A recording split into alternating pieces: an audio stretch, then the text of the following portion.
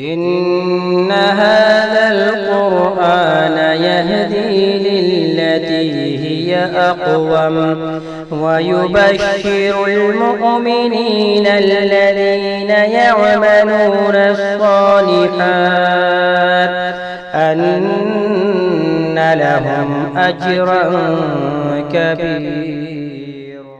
الحمد لله رب العالمين والصلاة والسلام على رسوله الكريم وعلى آله وصحبه أجمعين ومن تبعهم بإحسان إلى يوم الدين. أما بعد، أعوذ بالله السميع العليم من الشيطان الرجيم. بسم الله الرحمن الرحيم. واتقوا فتنة لا تصيبن الذين ظلموا منكم خاصة واعلموا أن الله شديد العقاب. اللهم انفعني بما علمتني وعلمني ما ينفعني وزدني علما والحمد للہ علی کل حال. قابل احترام صدر اجلاس، ذمہ داران جماعت اور جمعیت، آج کے اس مبارک موقع پر بچوں کے تکمیل حفظ کے موقع پر جمع ہونے والے سرپرست حضرات، والدین حضرات اور ملت اسلامیہ کی ماں اور بہنوں، وقت بہت مختصر ہے اور دو لوگوں کو آدھے گھنٹے کے اندر آپ کے سامنے بولنا ہے، اس کے بعد ہدیہ تشکر بھی ادا کرنا ہے. اسی مناسبت کو سامنے رکھتے ہوئے میں زیادہ باتیں نہیں کروں گا، کچھ نصیحتیں کچھ منٹوں میں انشاءاللہ آپ کے حوالے کر میں اپنی بات کو ختم کروں گا. میں نے قرآن کی جو آیت پڑھی ہے سورہ الانفال کی آیت کریمہ ہے، ترجمہ اس آیت کا یہ ہے: بچو اس فتنے سے جس کی زد میں ساری قوم آ جائے گی، ساری امت آ جائے گی. صرف گناہ کرنے والے اس فتنے کی زد میں نہیں آئیں گے، گنہگاروں کے ساتھ ساتھ نیک لوگ بھی، ساری قوم، ساری ملت اس کی زد میں آ جائے گی. قرآن مجید کی اس آیت کی شرح بیان کرتے ہوئے عبداللہ ابن عباس رضی اللہ عنہما کہتے ہیں، اللہ تبارک و تعالیٰ کا یہ قانون نہیں ہے کہ اللہ تبارک و تعالیٰ گناہ کوئی اور کرے اور سزا کسی اور کو دے، مگر اللہ یہ قانون تبدیل کر دیتا ہے، اللہ یہ قانون بدل دیتا ہے. اور کب اللہ قانون بدل دیتا ہے؟ اگر ہم معاشرے کے اندر، سماج کے اندر، سوسائٹی کے اندر اگر ہم لوگ گناہ دیکھ رہے ہیں، خرابیوں کو دیکھ رہے ہیں، منکرات کو دیکھ رہے ہیں، اور روکنے کی طاقت رکھنے کے باوجود بھی اگر قوم مسلم، امت مسلمہ نہیں روکتی ہے، جب اللہ کا عذاب آئے گا اس عذاب کی زد میں ساری قوم آ جائے گی. معزز دوستوں، جس دور میں میں اور آپ سانس لے رہے ہیں فتنوں کا دور ہے، کوئی شک نہیں ہے اس کے اندر. مجھ سے پہلے الحمدللہ ناظم صاحب نے آپ کو اشارہ بھی دیا، عقل مند را اشارہ کافی ہے. جس دور میں میں اور آپ سانس لے رہے ہیں یہ نفس پرستی کا دور ہے. جس دور میں میں اور آپ سانس لے رہے ہیں یہ دنیا کی محبت میں ایک دوسرے سے کمپٹیشن کا دور ہے. اور ہاں، ایک اہم چیز ہے، جس دور میں میں اور آپ سانس لے رہے ہیں ارتداد اور الحاد کا دور ہے. ارتداد اور الحاد کا دور ہے. ہر آئے دن ایک آدمی اپنا مذہب بدلنے کا اعلان کرتا ہے. ایسے دور کے اندر میرے بھائیوں، ہمارے ماں باپ ہونے کے ناطے، سرپرست ہونے کے ناطے، گارڈین ہونے کے ناطے ہماری ذمہ داری کیا عائد ہوتی ہے؟ ہم ہمارے آنے والی نسلوں کے بارے میں، آنے والے بچوں کے بارے میں حالات کو سامنے رکھتے ہوئے بحیثیت مسلمان مجھے اور آپ کو کیا کرنا چاہیے؟ میں آپ سے کہتا ہوں وہی کیجئے جو حضرت ابراہیم نے کیا، وہی کیجئے جو حضرت یعقوب نے کیا. 10 جگہ پر، کل بھی ایک جلسہ ہے، پرسوں بھی ایک جلسہ ہے، اور کل گزرا ہوا کل بھی ایک جلسہ تھا. جہاں جہاں اللہ تعالیٰ بولنے کا موقع دے رہا ہے حضرت یعقوب کی وہ بات میں سب کے سامنے رکھ رہا ہوں. ایک نبی ہیں، مر رہے ہیں، اور مرنے والے نبی کا نام ہے یعقوب علیہ السلام، اور بچوں میں حضرت یوسف بھی موجود ہیں اور وہ بھی نبی ہیں. مرنے والے نبی اپنے بچوں کے سامنے جملہ کہتے ہیں: ما تعبدون من بعدی، اے میرے بچوں، اے میرے بچوں، میرے مرنے کے بعد تم کس کی عبادت کرو گے؟ آج کے ہر مسلمان سے، ہر باپ سے اور ہر گارڈین سے میرا یہ سوال ہے، یہ درد، یہ فکر، یہ آنے والی نسلوں کے بارے میں یہ سوچ کیا ہمارے اندر پائی جاتی ہے؟ ہمارے جانے کے بعد اس نسل کا کیا ہوگا؟ اس ملک میں ہمارے بچے کیسے رہیں گے، کیسے جئیں گے؟ کیا ہم یہ سوچ رہے ہیں آج؟ ابراہیم علیہ السلام کا قول ہے، الحمدللہ ان کے بارے میں آپ جانتے ہیں، امام الموحدین، ابو الانبیاء، کتنے القاب ان کے تعلق سے ہیں، موحدین کے امام، نبیوں کے باپ. یہ ایک دعا مانگ رہے ہیں اللہ سے: اجنبنی و بنی ان نعبد الاصنام. اے اللہ مجھے بچا لے، اللہ میرے بچوں کو بچا لے۔ کس سے بچا لے؟ ان نعبد الاصنام، کہ میں اور میرے بچے بتوں کی پرستش کریں، آنے والے زمانے میں ایسے حالات آ جائیں، اے اللہ اس سے بچا لے۔ یہ فکر کیجئے اللہ کے لیے میرے بھائیوں، اللہ کے لیے فکر کیجئے۔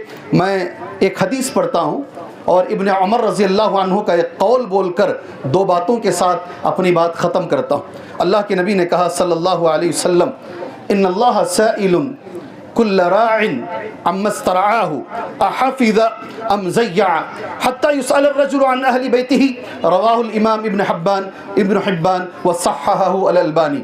ترجمہ حدیث کا غور سے سن لیں انشاءاللہ۔ اللہ کے نبی نے کہا صلی اللہ علیہ وسلم، بے شک اللہ تبارک و تعالی ہر ذمہ دار سے سوال کرے گا، چھوڑے گا نہیں اللہ تعالیٰ۔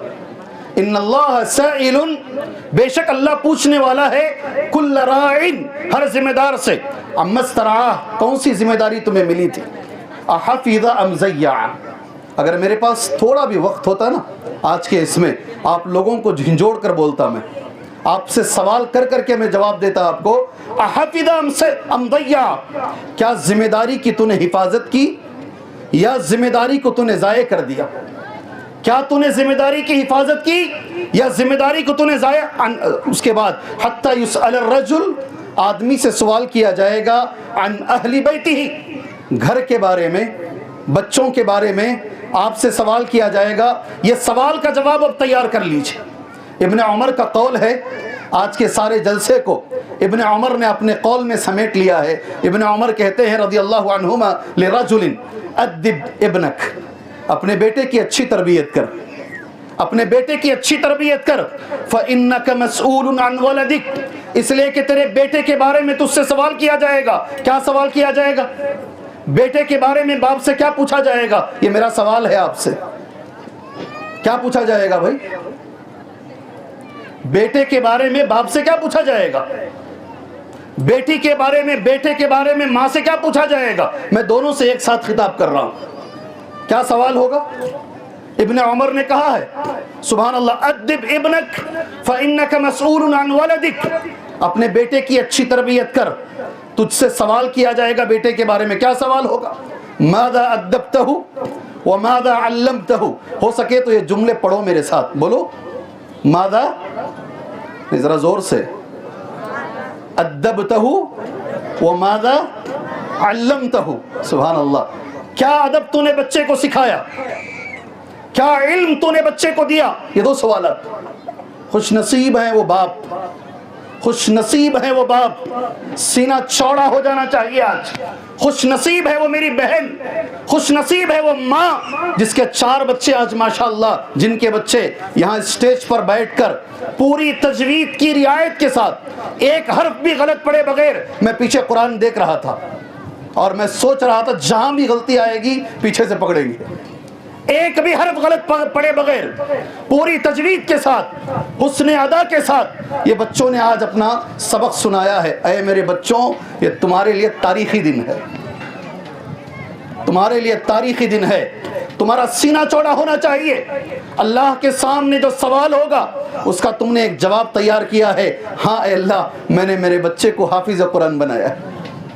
آپ کل بول پاؤ گے انشاءاللہ تعالی۔ سب سے پہلی چیز باپ جو کر سکتا ہے، پہلی چیز ماں جو کر سکتی ہے، علم سکھائیں اور علم کے ساتھ ادب سکھائیں۔ اور علم میں بھی میرے بھائیوں، علم کے اندر سبحان اللہ قرآن کا علم سکھائیں، قرآن کا علم سکھائیں۔ وقت نہیں ہے ہمارے پاس، وہ زندہ معجزہ کہنے والے کہتے ہیں دنیا کی اکیلی کتاب ہے جو بغیر سمجھے کے حفظ کی جا سکتی ہے۔ نہیں نا، سمجھ میں نہیں ہے کیا؟ یہ بچے یہ آیتیں جو پڑھے ہیں نا، سمجھے نہیں ہے، ان کو عربی نہیں آتی ہے، یہ لوگ سمجھے نہیں اس کا معنی کیا۔ دنیا کی اکیلی کتاب ہے، بغیر سمجھے کے یاد کی جا سکتی ہے۔ مسلمان ہونے کے لیے اتنا جملہ کافی ہے۔ لاؤ کوئی اور کتاب دنیا کی، کوئی اور کتاب دنیا کی لاؤ، کیا کیا کہا جائے اس کے بارے میں۔ یہ زندہ معجزہ ہے، قوموں کے عروج و زوال کا یہ سبب ہے۔ سبحان اللہ، یہ قلوب سکون، یہ دل کے سکون کا نام ہے۔ کتنی باتیں اللہ کے رسول نے کہی، سبحان اللہ۔ جہاں تعلیم دے رہے ہو، قرآن کی تعلیم اپنے بچوں کو ضرور دو۔ یہ چیز بول کر ایک بات کے ساتھ وقت میرا ہو چکا ہے، میرے حساب سے میں اپنی بات ختم کر لیتا ہوں۔ تعلیم کے ساتھ ساتھ تربیت بہت ضروری ہے. مدارس مساجد یہاں آتے ہیں, تعلیم کے ساتھ ساتھ تربیت ضروری ہے. آج تربیت کا فقدان ہے. تعلیم پر بڑا زور ہے مگر تربیت پر زور نہیں ہے. مدرسے کیا دیتے ہیں؟ مدرسے نے انسان کو کیا دیا ہے؟ مسجدوں نے انسان کو کیا دیا ہے؟ میرے بھائیوں, مدرسے اور مسجد انسان کو وہ ماحول دیتے ہیں, وہ ماحول دیتے ہیں جس میں انسان سدھر کر باہر نکلتا ہے. 10 اساتذہ کے بیچ میں اگر ایک بچہ رہے گا, کبھی کسی مدرسے میں 10 ہیں, کسی میں 50 ہیں, کسی میں 100 اساتذہ ہیں, اس میں سے 10 اساتذہ مدینے سے PhD کیے ہوئے ہیں, اس میں سے 25 اساتذہ مدینے سے مدنی بنے ہوئے ہیں, اور مختلف ایسے 100 بڑے لوگوں کے بیچ میں جب ہمارا بچہ صبح شام کرے گا, 8 سال کی زندگی گزارے گا, 12 سال کی زندگی گزارے گا, ایسے ماحول میں رہے گا, یقین مانیے ہمارا بچہ سدھر کے باہر نکلے گا. نکلے گا نہیں نکلے گا؟ جی اسکول میں نے بھی کھولے, جس اسکول کو میں نے کھولا اس میں 550 بچے پڑھ رہے ہیں. اسکول بزنس ہے, میں نہیں کہتا, لوگ کہتے ہیں.